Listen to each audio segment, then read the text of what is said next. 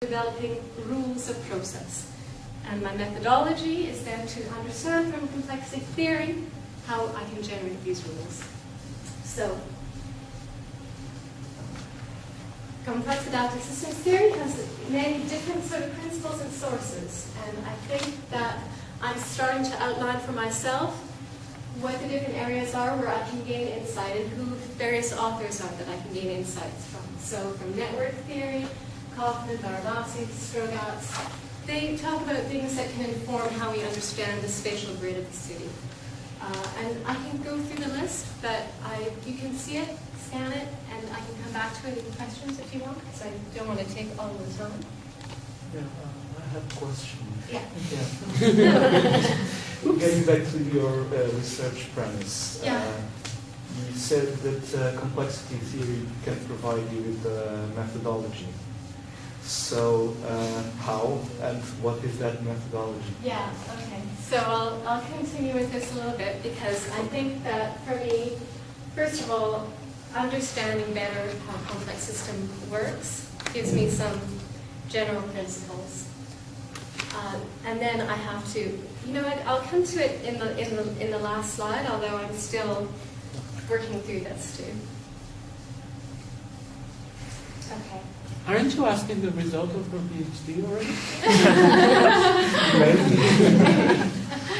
But she points it as a premise, so I have to ask.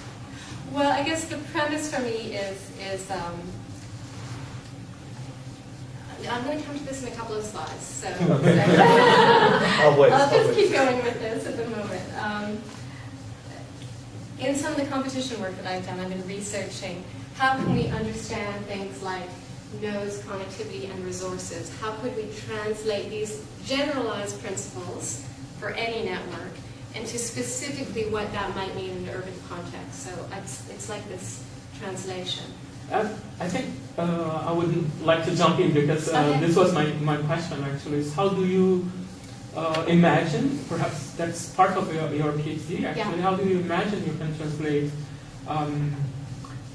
because at a certain moment you were describing phase transitions and how things suddenly change towards a certain direction, for example, without even previous warnings or, and how can you, and then you showed some very interesting graphical work.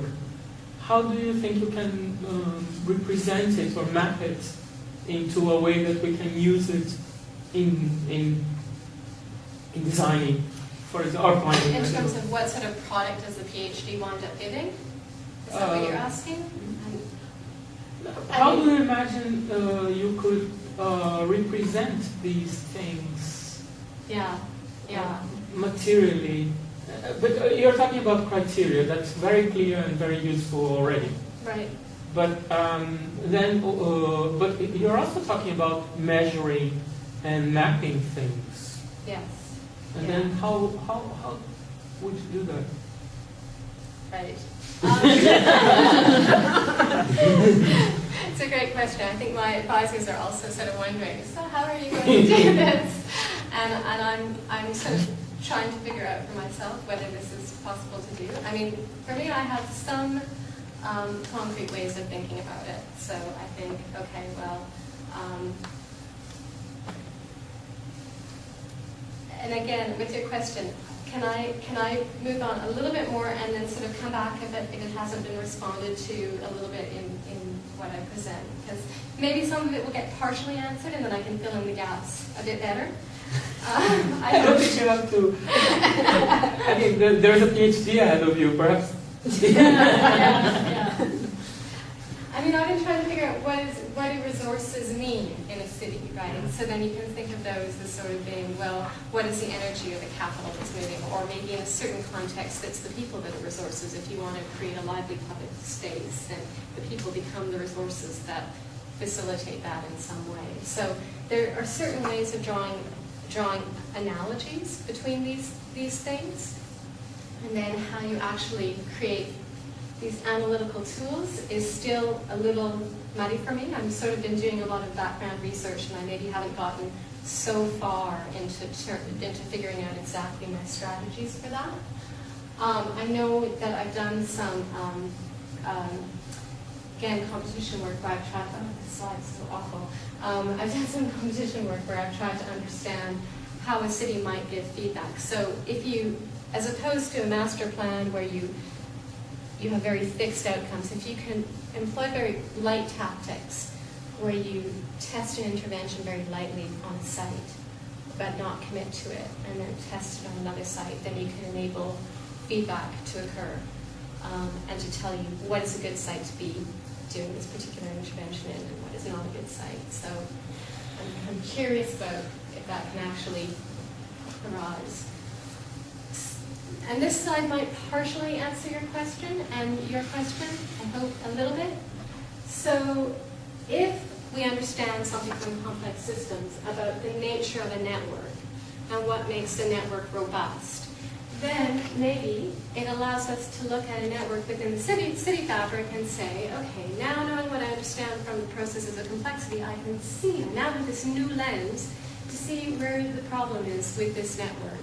And if I have a better understanding of nodes and how they operate within a complex system, then maybe then I now can start looking at the city and say, oh, I see now there's a missing node that should be here and it's not there. But the network is describing a situation where a node ideally should be occurring here. And in terms of hierarchies within the city, if you have one sort of confluence of events in the city occurring at one level of hierarchy, and it's disjointed from another confluence of events happening in another scale of the city, maybe you start to see, this is part of the reason why the city feels fragmented, because you don't have this sort of proper overlap of hierarchies, so things are operating in a very disjointed way at different scales.